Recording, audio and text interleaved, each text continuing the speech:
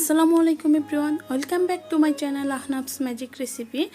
বরাবরের মতো আজকে আবারও হাজির হয়ে গেলাম আপনাদের সামনে নতুন একটা রেসিপি নিয়ে।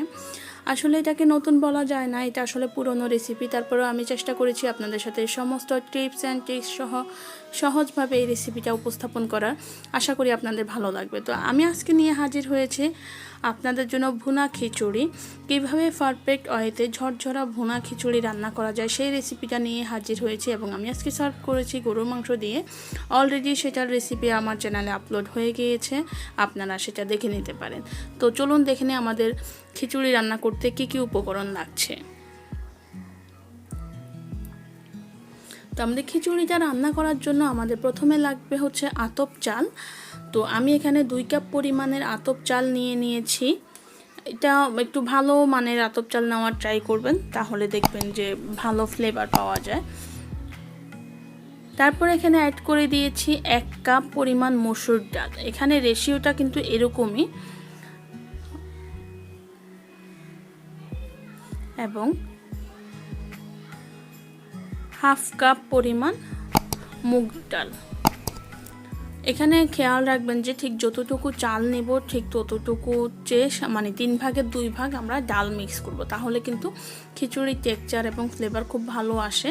তো আমি এগুলাকে খুব ভালো করে মিশিয়ে নিয়েছি। মিশিয়ে আমি এটাকে পানি দিয়ে ভালো করে কষলিয়ে ধুয়ে নেব, যতক্ষণ না পর্যন্ত ময়লা বের হয়ে সাদা পানি বের হচ্ছে। ভালো করে ধুয়ে আমি এটাকে পর্যাপ্ত পরিমাণ পানি দিয়ে 30 মিনিটের জন্য ভিজিয়ে রাখবো। এই ভিজিয়ে রাখাটা কিন্তু খুব গুরুত্বপূর্ণ, আপনারা অবশ্যই এই কাজটা করার ট্রাই করবেন। আমি এবার চলে যাচ্ছি আমি চুলায় একটা পাতিল বসিয়ে দিলাম। পাতিলে পর্যাপ্ত পরিমাণ তেল দিয়ে দিয়েছি। আপনারা এখানে সরিষার তেল, সয়াবিন তেল যে কোনোটাই ইউজ করতে পারেন। আমি আজকে এখানে সয়াবিন তেলটা ইউজ করছি। এবার আমি এতে দিয়ে দিচ্ছি 1 কাপ পরিমাণ পেঁয়াজ কুচি। পেঁয়াজটাকে আমি এখানে একটু ভেজে নিব। এটাকে বেরেস্তার মতো করার কোনো প্রয়োজন নেই, জাস্ট হালকা একটু নরম হয়ে আসবে, হালকা হালকা একটু ব্রাউন কালার হবে, ততটুকু পর্যন্তই যথেষ্ট। তো পেঁয়াজটা একটু ভাজা ভাজা হয়ে আসলে আমি এখানে 1 টেবিল চামচ আদা বাটা, 1 টেবিল চামচ রসুন বাটা দিয়ে দিচ্ছি। দিয়ে মশলাগুলোকে পেঁয়াজটার সাথে ভালো করে মিশিয়ে এবার এটাতে আমি চাল এবং ডালের যে মিক্সচারটা ছিল সেটা দিয়ে দিচ্ছি। এখন হচ্ছে মূল কাজ, যে আমরা আসলে পর্যাপ্ত পরিমাণ লবণ দিয়ে দিব। খিচুড়িতে লবণের পরিমাণটা একটু বেশিই লাগে, সেক্ষেত্রে অবশ্যই একটু টেস্ট করে দিবেন। তারপরে এখানে দিয়ে দিচ্ছি সামান্য একটু হলুদ গুঁড়ো, খিচুড়ির কালারটাকে সুন্দর করার জন্য 1/2 চা চামচ মরিচের গুঁড়ো দিয়ে এবার এই মিক্সচারটাকে একটু ভালো করে ভেজে নিব।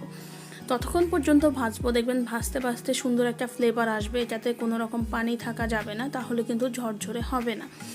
তো আমি এটাকে 2-3 মিনিটের মতো একটু ভালো করে ভেজে নিব।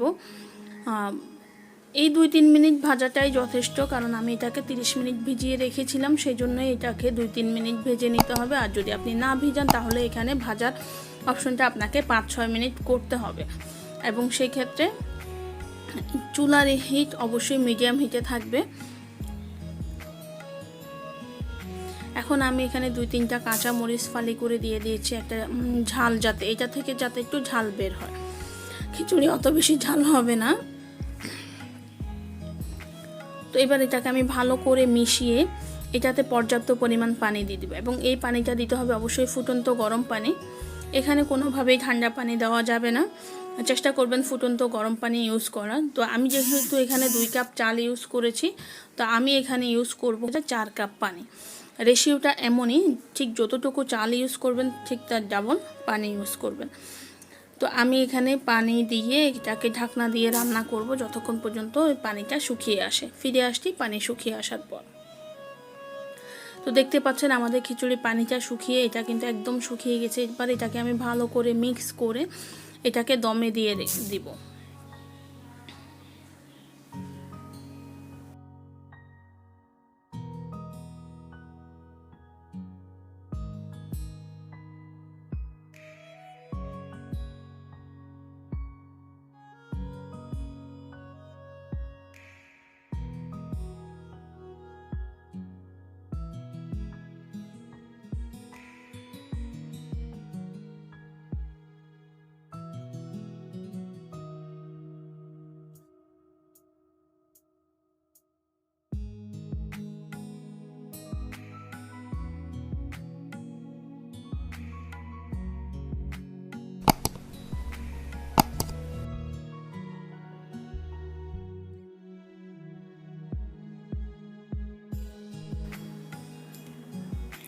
খিচুড়িটা হয়ে আসলে আমি এখানে কিছু আস্ত কাঁচামরিচের জাস্ট মাথাটা ভেঙে দিয়েছি, এটা দিয়েছি জাস্ট একটা ফ্লেভারের জন্য।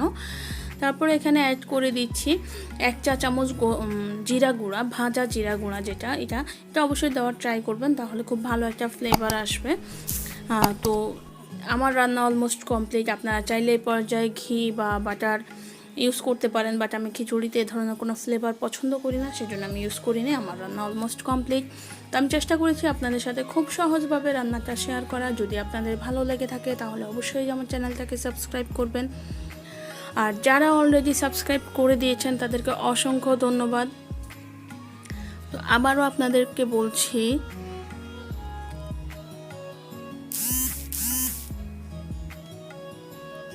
যারা আমার রেসিপিগুলো ভালো লাগেন বা আমাকে ভালোবাসেন তারা অবশ্যই আমার চ্যানেলটাকে সাবস্ক্রাইব করবেন, পাশে থাকা বেল বাটনটাকে ক্লিক করবেন, যাতে পরবর্তী ভিডিওর নোটিফিকেশনগুলো খুব দ্রুতই পেয়ে যান। ততদিন পর্যন্ত ভালো থাকবেন, সুস্থ থাকবেন। আবারও ফিরে আসবো নতুন কোনো রেসিপি নিয়ে। ততদিন পর্যন্ত আল্লাহ হাফেজ।